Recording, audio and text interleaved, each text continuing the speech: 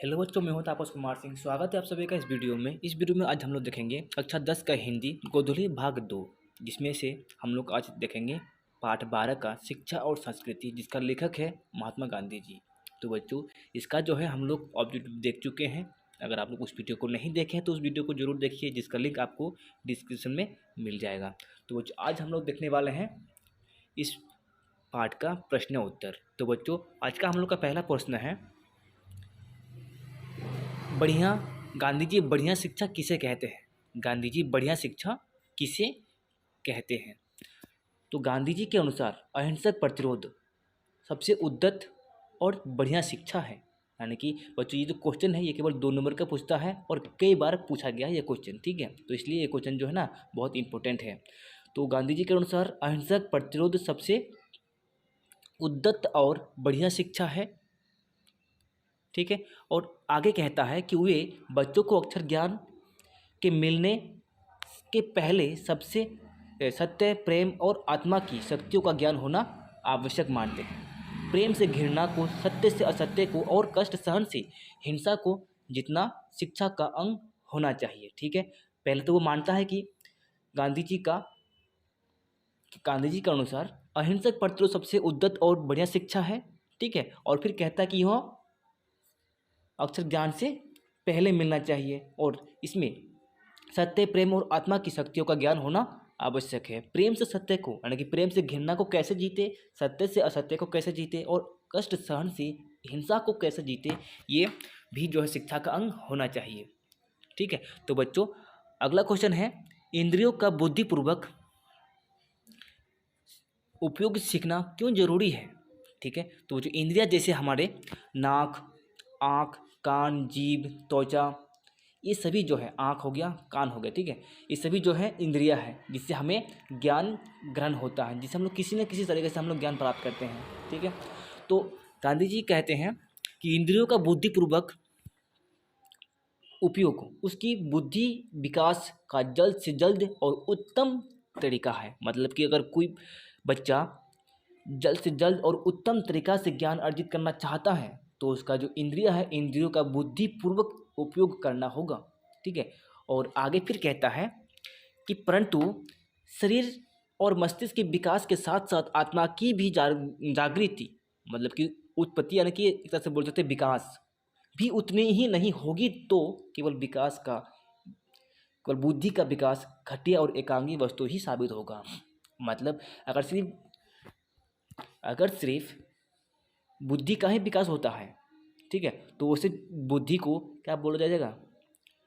घटिया और एकांगी, मतलब कि ये असंतुलित माना जाता है। जैसे पालना में एक तरफ से अगर ज़्यादा भारी हो जाएगा और एक तरफ से एक तरफ, एक पल्ला में भारी और एक पल्ला हल्का हो जाएगा, तो ठीक है, तो उसमें क्या होता है, वो अनबैलेंस हो जाता है, असंतुलित हो जाता है। तो इसमें यही कह रहा है गांधी जी कि यदि बुद्धि के विकास के साथ साथ, यानी कि बुद्धि और शरीर के विकास के साथ साथ अगर आत्मा की भी जागृति नहीं होती है तो ऐसे शिक्षा घटिया और एकांगी वस्तु ही साबित होगा, ठीक है। गांधी जी जो है आध्यात्मिक शिक्षा से गांधी जी आगे कहता है, आध्यात्मिक शिक्षा से मेरा मतलब हृदय की शिक्षा है। आध्यात्मिक शिक्षा से मेरा मतलब हृदय की शिक्षा है। मतलब आत्मा की जो जागृति की बात कर रहा है वो किससे संबंधित है? हृदय से संबंधित है, ठीक है। इसलिए मस्तिष्क का ठीक ठीक सर्वांगीण विकास तभी हो सकता है जब साथ साथ बच्चे की शारीरिक और आध्यात्मिक शक्तियों की भी शिक्षा होती रहे, ठीक है। बच्चे जो है बहुत ही शिक्षित हो जाता है और बहुत ही ज्ञानी भी, मतलब कि बहुत बुद्धिमान हो जाता है, लेकिन जब तक उसमें उसकी आत्मा की जागृति नहीं होगा तब तक उसे उसकी शिक्षा को अच्छा नहीं माना, मतलब कि एक तरह से घटिया और एकांगी वस्तु ही माना जाएगा, ठीक है। तो जो अगला क्वेश्चन है, ये भी देखो, ये भी अगर पूछे तो ना, मतलब कि ये भी 2 नंबर का ही पूछा जाएगा, ठीक है। और जिसमें आप लोग को सिर्फ लिखना है यहाँ से यहाँ तक, इतना अगर आप लिख देते हैं तो इसमें आपको 2 नंबर पक्का मिल जाएगा, ठीक है। तो अगला है हम लोग का शिक्षा का अभिप्राय। शिक्षा का अभिप्राय गांधी जी क्या मानते हैं? तो जो शिक्षा का अभिप्राय गांधी जी, तो यहाँ ध्यान से देखो, गांधी जी का शिक्षा का अभिप्राय यह है कि बच्चे और मनुष्य की शरीर, बुद्धि और आत्मा की सभी तो यहाँ से जो है हम लोग इसको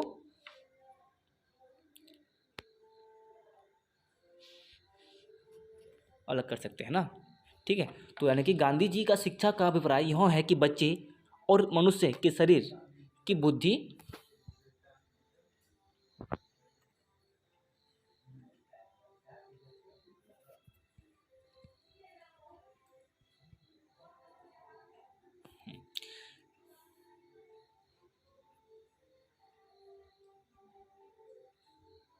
हाँ यहाँ पर थे। ठीक है, तो यहाँ गांधी जी का शिक्षा का अभिप्राय यह है कि बच्चे और मनुष्य के शरीर, बुद्धि और आत्मा के सभी उत्तम गुणों को प्रकट किया जाए।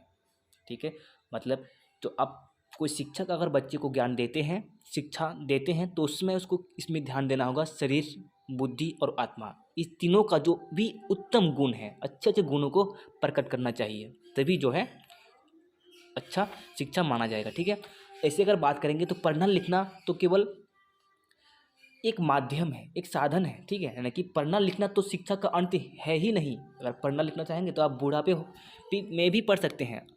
आप ये मतलब कि कोई भी व्यक्ति पढ़ के कुछ भी ख़त्म कर नहीं सकता है। ठीक है, और यह जो है ना आदि भी नहीं है, मतलब कि ये शुरुआत भी नहीं है, ये खत्म अंत भी नहीं है। तो वह पुरुष और स्त्री को शिक्षा देने के साधनों में केवल एक साधन है। शिक्षा पढ़ना लिखना जो है ये केवल क्या है, एक माध्यम, यानी कि एक साधन है जिससे हम लोग पढ़ना लिखना जो कि शिक्षा ग्रहण करना सीखते हैं। ठीक है, साक्षरता स्वयं कोई शिक्षा नहीं है। ठीक है, ये गांधी जी कहते हैं साक्षरता स्वयं कोई शिक्षा नहीं है। अगर बच्चों ये क्वेश्चन जो है 2 नंबर का पूछ सकता है, अगर 2 नंबर का पूछता है तो आप लोग बस इतना अगर लिख देंगे ना तो आप लोग को 2 नंबर पक्का मिल जाएगा। ठीक है, तो बच्चों अगर आप लोग को ये ज़्यादा कोई नंबर का पूछता है तो आप लोग पूरा लिख देंगे। ठीक है, तो अगला क्वेश्चन है, मस्तिष्क और आत्मा का उच्चतम विकास कैसे संभव है? शिक्षा का प्रारंभ इस तरह किया जाए। ठीक है, शिक्षा का प्रारंभ इस तरह किया जाए कि बच्चे उपयोगी दस्तकारी सीखें। मतलब जैसे बच्चे शिक्षा प्रारंभ करता है, मतलब शिक्षा लेना ग्रहण करना प्रारंभ करता है, वैसे ही उसको दस्तकारी शिक्षा भी देना चाहिए। और जिस क्षण से वह अपनी तालीम शुरू करे, मतलब कि अपना शिक्षा ग्रहण करना शुरू करे। देखो बच्चों, तालीम एक उर्दू शब्द है। ठीक है, जिसपे तालीम का मतलब होता है शिक्षा। तो उसी क्षण उन्हें उत्पादन का काम करने योग्य बना दिया जाए। ठीक है, इस प्रकार शिक्षा पद्धति में मस्तिष्क और आत्मा का उच्चतम विकास संभव है। ठीक है, तो शिक्षा का प्रारंभ इस तरह किया जाए कि बच्चे उपयोगी दस्तकारी सीखें और जिस क्षण से वह अपनी तालीम शुरू करे तो उसी क्षण से उन्हें उत्पादन का काम करने योग्य बना दिया जाए। इस प्रकार की शिक्षा पद्धति में मस्तिष्क और आत्मा का उच्चतम विकास संभव है। ठीक है, तो ये जो है ना दस्तकारी सीखना बहुत ज़रूरी है। जैसे दस्तकारी में क्या होगा, सिलाई मशीन चलाना ये दस्तकारी है, और हल चलाना ये भी दस्तकारी है, कंप्यूटर चलाना सीखना ये भी एक स्किल है, दस्तकारी है। ठीक है, तो अगर आप लोग ऐसे सीख जाते हैं तो 10वीं के बाद या फिर 12वीं के बाद जो बच्चे बेरोजगार हो जाता है तो उसके बेरोजगार घूमना नहीं पड़ेगा, उनके लिए बहुत सारे काम मिल जाएंगे। ठीक है, तो उसको बेरोजगार होना नहीं पड़ेगा। तो इसलिए इसमें कहते हैं उसे दस्तकारी शिक्षा प्राप्त करना जरूरी है। तो अगला क्वेश्चन है, गांधी जी कताई और धुनाई जैसे ग्रामों उद्योग का मतलब होता है जो ग्रामीण क्षेत्र में जो काम होता है, जो उद्योग उत्पादन किया जाता है, तो ऐसे तो उसको ग्राम उद्योग कहते हैं। लेकिन ग्राम उद्योग द्वारा सामाजिक क्रांति जैसे एक कैसे संभव मानते हैं गांधी जी? कताई और धुनाई, ठीक है, जैसे ग्राम उद्योग, कताई धुनाई ग्राम में किया जाता है। जैसे अभी भी कई कई देखोगे घरों में जो है जिसे हम लोग धोगरा कहते हैं, इस तरह के जो भी वस्त्र होता है घर में बुना जाता है। ठीक है, तो इस तरह का जो ग्राम उद्योग है। ठीक है, तो अब देखते हैं कि कताई और धुनाई जैसे ग्राम उद्योग के संबंध में गांधी जी की कल्पना थी। ठीक है, कताई और धुनाई जैसे ग्राम उद्योगों के संबंध में गांधी जी की कल्पना थी कि यह एक ऐसी शांत सामाजिक क्रांति की अग्रदूत बने। ठीक है, जिसमें अत्यंत दूरगामी परिणाम भरे हुए हैं। इससे नगर और ग्राम के संबंधों का एक स्वस्थप्रद और नैतिक आधार प्राप्त होगा। और बड़ी से और समाज में बड़ी से नहीं, समाज की मौजूदा आरक्षित व्यवस्था और वर्गों के परस्पर विषाक्त संबंधों के कुछ बड़ी से बड़ी बुराइयों को दूर करने में बहुत सहायता मिलेगी। यानी कि बुराई को सहायता मिलेगी ग्राम उद्योगों में। ठीक है, इससे ग्रामीण जनजीवन विकसित होगा और अमीर गरीब का जो अप्राकृतिक भेद है वो नहीं होगा।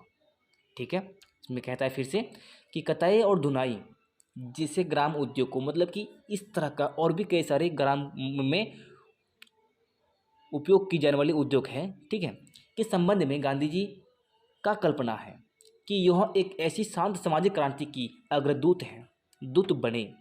ठीक है, जिसमें अत्यंत दूरगामी परिणाम भरे हुए हैं, जिसमें बहुत सी गलत चीज़ें दूरगामी परिणाम भरे हुए हैं, और इससे नगर और ग्राम के संबंध का एक स्वस्थप्रद और नैतिक आधार प्राप्त होगा।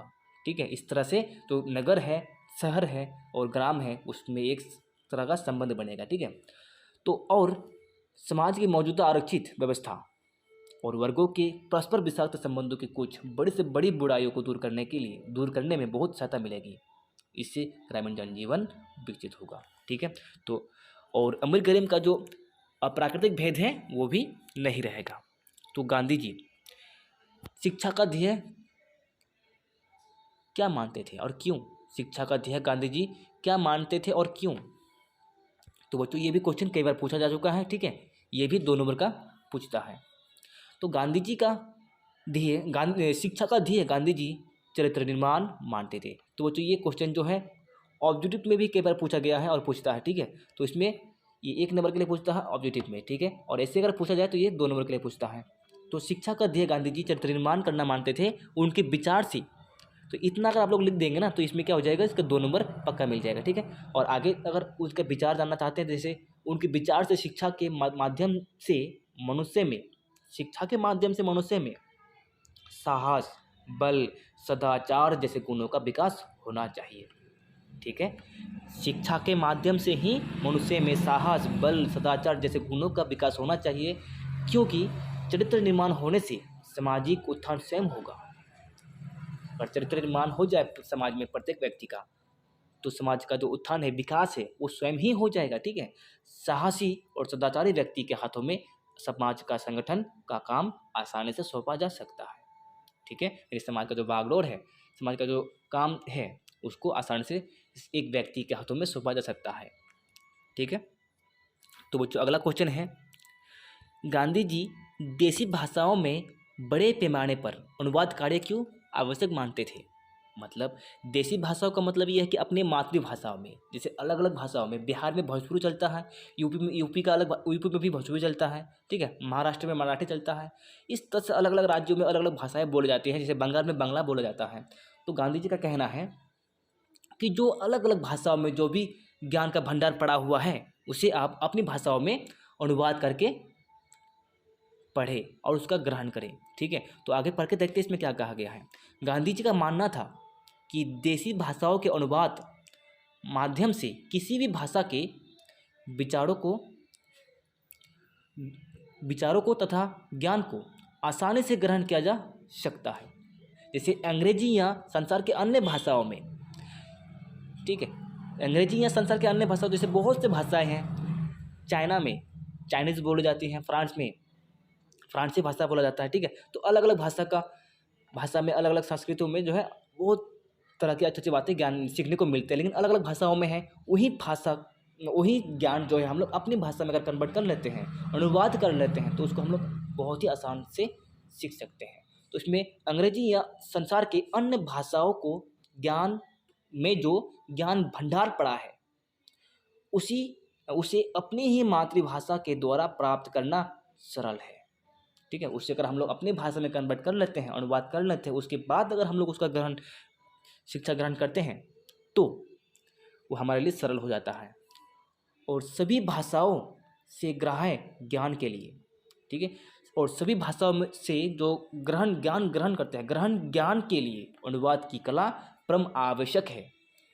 सभी भाषाओं से जो ज्ञान आपने प्राप्त किया है उसको अगर अपने भाषा में अनुवाद करना चाहते हैं तो उसके लिए आपको अनुवाद की कला परम आवश्यक है। अतः इसकी आवश्यकता बड़े पैमाने पर है। इसकी बहुत ही ज़रूरी है कि अलग अलग भाषाओं में अनुवाद हो।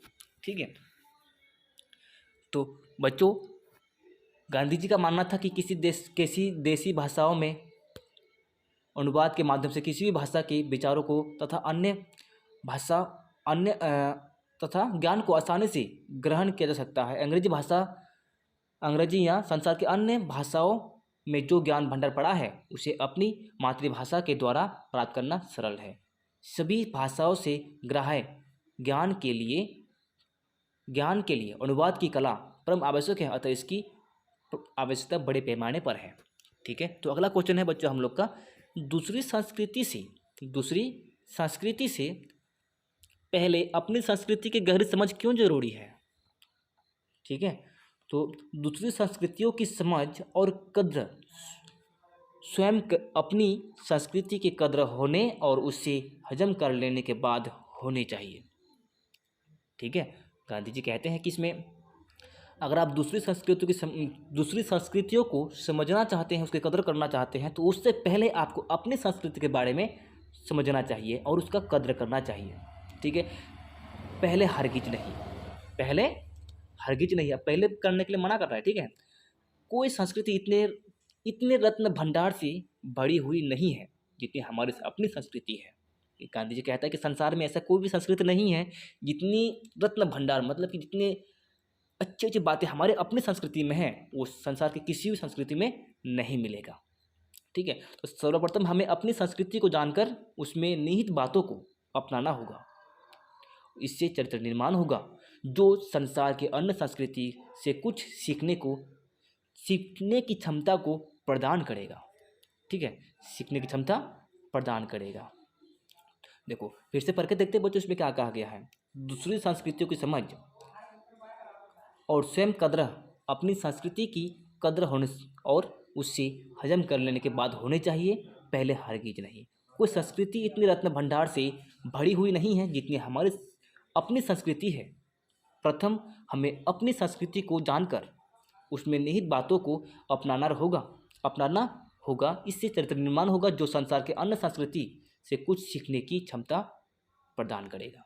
तो बच्चों ये हो गया हम लोग का 8वां नंबर। तो अगला क्वेश्चन देखते हैं, अपनी संस्कृति और मातृभाषा की बुनियाद पर दूसरी संस्कृतियों और भाषाओं से संपर्क क्यों बनाया जाना चाहिए, गांधी जी की राय स्पष्ट कीजिए। देखो अब इसमें गांधी जी की राय क्या है कि गांधी जी के विचार अनुसार अपनी संस्कृति और मातृभाषा का महत्व अवश्य देना चाहिए। ठीक है, गांधी जी के विचार अनुसार हमें अपनी संस्कृति और मातृभाषा का महत्व अवश्य देना चाहिए। अपनी मातृभाषा का माध्यम बनाकर हम अत्यधिक विकास कर सकते हैं।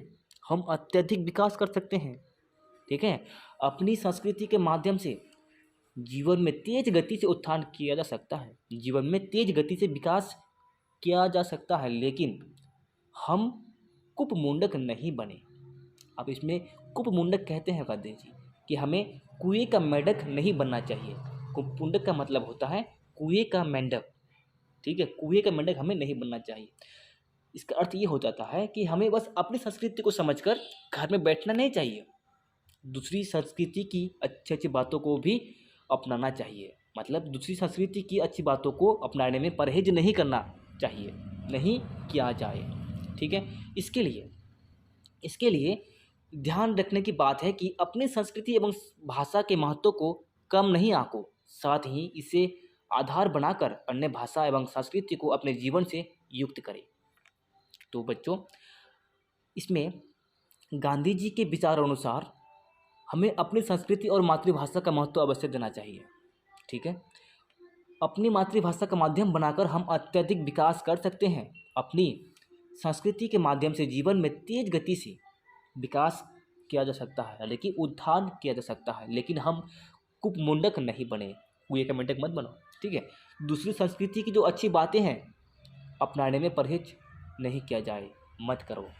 ठीक है, इसके लिए ध्यान रखने की बात है कि अपनी संस्कृति एवं भाषा का महत्व कम नहीं आंको, इससे इसके लिए ध्यान रखने की बात है, जो अपनी संस्कृति एवं भाषा के महत्व को कम नहीं आंको, मतलब जो अपनी संस्कृति है, अपनी भाषा है, उससे उसकी महत्व को कम मत समझो। अगर आप अपनी संस्कृति को, अपनी भाषा को कम समझते हैं, महत्व को कम समझते हैं, तो इससे अब क्या होगा, आपको अपनी संस्कृति की जो है अच्छी ज्ञान नहीं होगी, ठीक है, और आप जो है किसी दूसरी संस्कृति को भी अच्छी तरह से समझ नहीं पाएंगे, ठीक है। तो पहला क्वेश्चन में क्या था कि पहले आप अपनी संस्कृति को अच्छे से समझते हैं, उसका कदर करते हैं, तभी जो है आप दूसरी संस्कृति को समझ पाएंगे, उसका कदर कर पाएंगे, ठीक है। तो साथ ही इससे आधार बनाकर अन्य भाषाओं एवं संस्कृति को अपने जीवन से युक्त करें, ठीक है। आप इसमें कहता है कि आप अपनी संस्कृति को आधार बनाकर अन्य भाषा एवं संस्कृति को अपना जीवन से युक्त करें, ठीक है। तो ये हो गया बच्चों हम लोग का अंतिम क्वेश्चन, ठीक है। अगर आप लोग को ये वीडियो अच्छा लगा तो लाइक और कमेंट जरूर कीजिए और अपने दोस्तों को भी शेयर कीजिए। तो बच्चों अब हम लोग शुरू करते हैं ये क्वेश्चन कि गांधी जी किस तरह के सामंजस्य को आप भारत के लिए बेहतर मानते हैं और क्यों। गांधी जी भिन्न भिन्न संस्कृतियों के सामंजस्य को, बच्चों सामंजस्य का मतलब इसमें हो जाएगा व्यवस्था, ठीक है, संस्कृतियों की जो व्यवस्था है वो भारत के लिए बेहतर मानते हैं, क्योंकि भिन्न भिन्न संस्कृतियों के सामंजस्य भारतीय जीवन को प्रभावित किया है और स्वयं भी भारतीय जीवन से प्रभावित हुई है।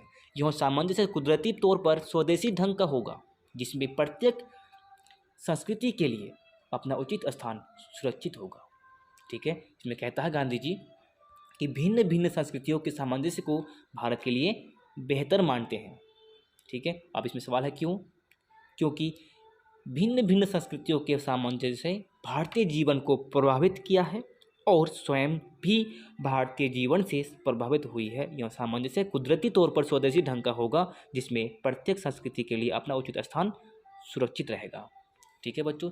तो ये वीडियो आप लोगों को कैसा लगा कमेंट सेक्शन में जरूर बताइए, ठीक है। आप लोग का अगर मन में कोई भी डाउट है तो कमेंट सेक्शन में जरूर बताइए, जिसका आंसर आप लोग को मैं जरूर दूंगा, ठीक है। तो बच्चों थैंक्स फॉर वॉचिंग।